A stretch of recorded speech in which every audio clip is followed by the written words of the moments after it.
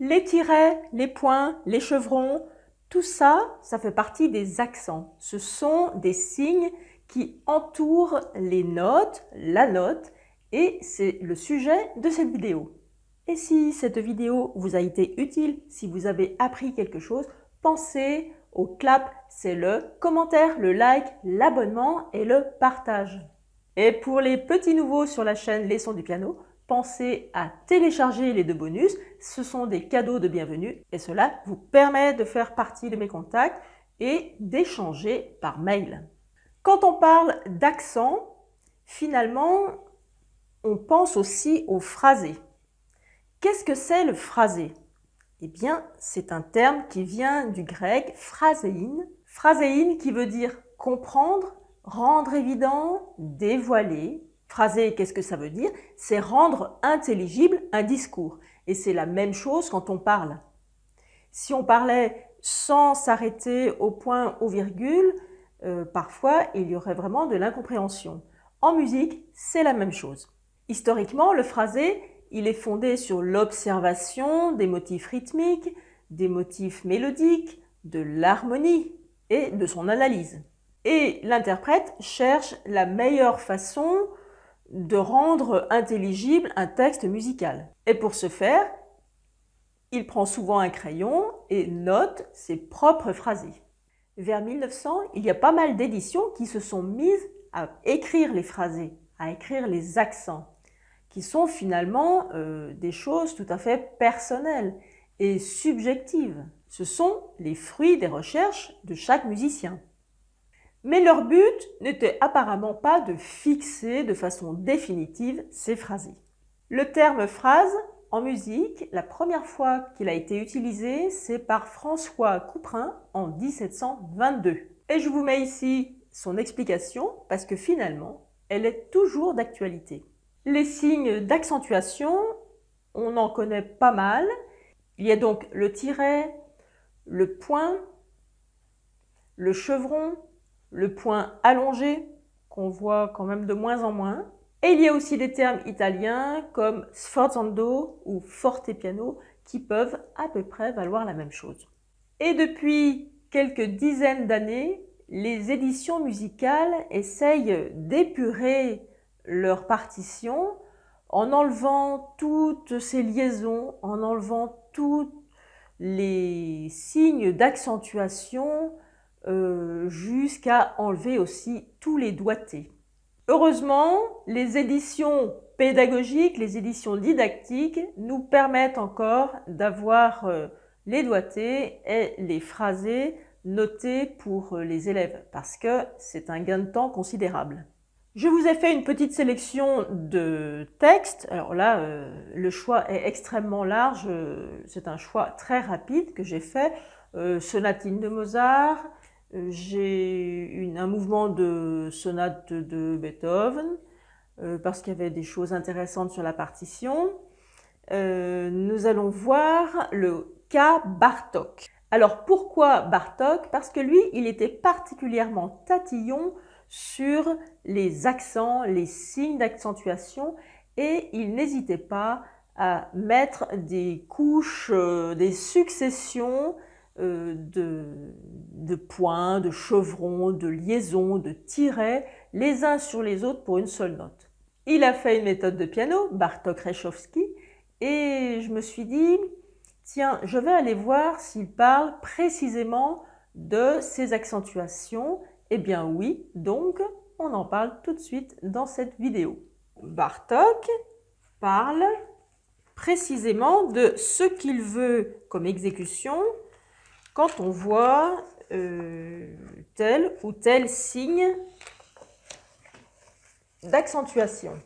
Tout d'abord, le jeu staccato. Cela signifie que le son doit être bref, c'est-à-dire qu'il ne sonnera qu'au moment de l'attaque. On peut exécuter le staccato soit avec le doigt, soit avec le poignet. Avec le doigt ou avec le poignet, c'est-à-dire un staccato avec le doigt si les notes sont voisines, sinon un staccato avec le poignet. Avec le doigt, c'est un mouvement rapide du doigt avec replacement en hauteur du doigt. Alors un exemple.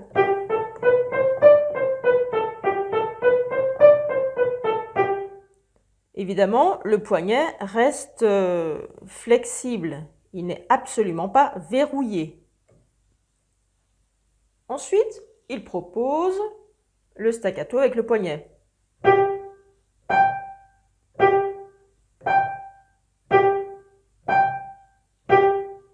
Et c'est celui que, dans la méthode russe, on fait apprendre aux enfants très tôt. C'est la catapulte finalement. Imaginez qu'on ait un objet sur la main, il pourrait être propulsé parce qu'il y a une attaque précise. Il y a un autre signe qui est le poing allongé qui lui nous donne à faire un staccatissimo. Donc c'est un staccato beaucoup plus arraché, beaucoup plus attaqué.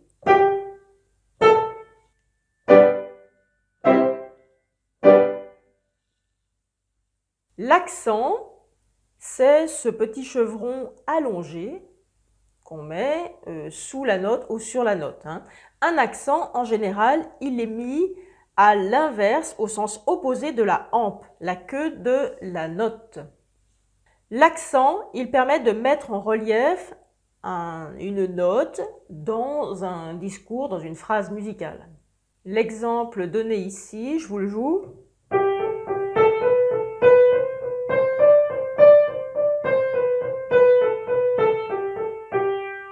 Et c'est fait avec l'apprentissage du triolet aussi.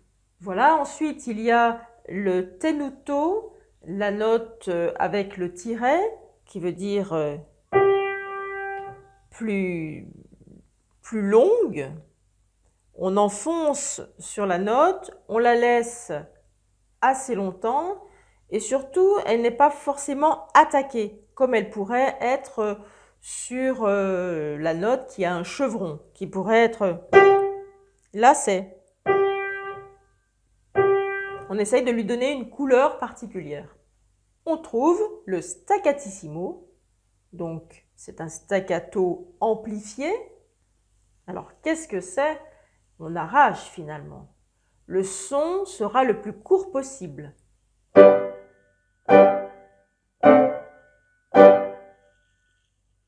Si elles étaient tenues avec un tiret, ça ferait ça. Si elles étaient piquées avec un point tout simple. Et évidemment, ça s'applique aussi dans la nuance, c'est-à-dire qu'un point, il va être comme ça, par exemple dans un mezzo forte, mais il va être plus doux dans un piano. L'accentuation n'est pas une nuance, c'est une façon de jouer la note ou de la tenir. Un exemple de différents accents dans la première sonatine de Mozart, par exemple. Au début, il y a des tirets, ensuite piqué, tiret. On a aussi les points allongés.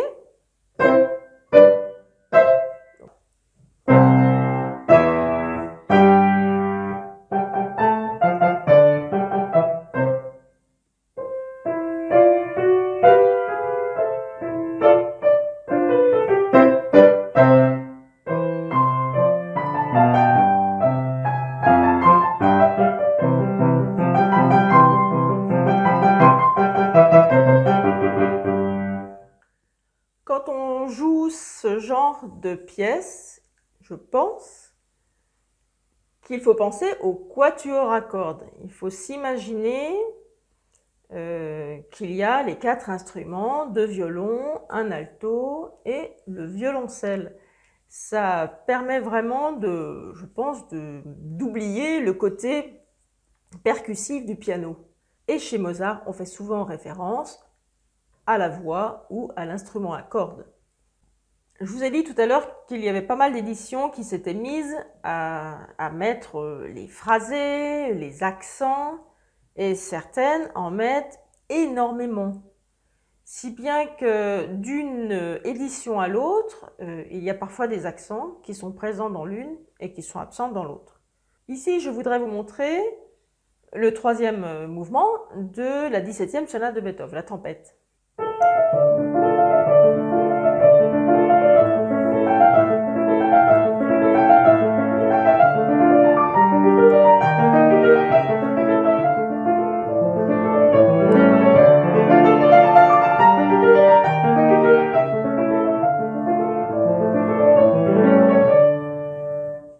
Il n'y a que dans cette édition que j'ai trouvé ce point allongé à la fin du motif 3 doubles et croche. Alors maintenant, le cas Bartók, très tôt dans ses collections pour les enfants, et si je prends même le numéro 1, il y a déjà énormément d'articulations, de piquer, de lier, et très souvent, alors ça il le fait exprès, hein, c'est pour faire travailler cette coordination des mains. Les enfants en plein jeu, je vais le faire lentement, et vous allez voir la différence de phrasé. C'est quasiment du contrepoint, il n'y a rien de simple.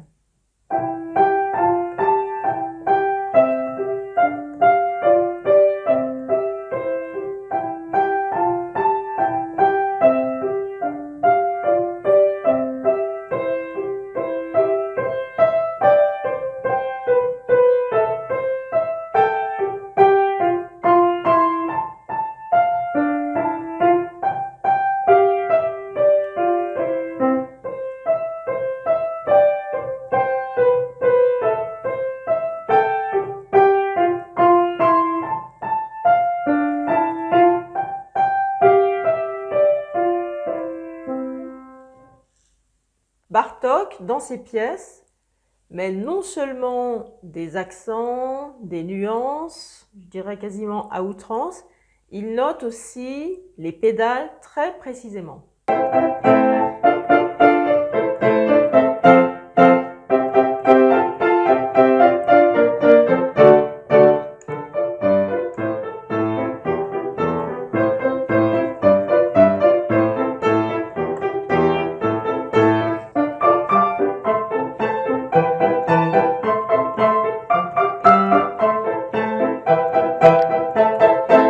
Cette vidéo est maintenant terminée, j'espère que vous y voyez plus clair dans ces différents accents, dans ces différents signes qui entourent les notes. Et ce genre de signe, c'est typiquement quelque chose qu'il faut prendre en compte dès le déchiffrage.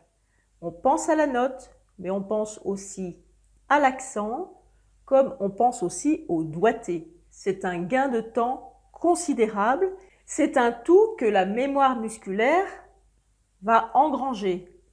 Donc, notes, doigté et accent, pensez-y. À bientôt pour une nouvelle vidéo.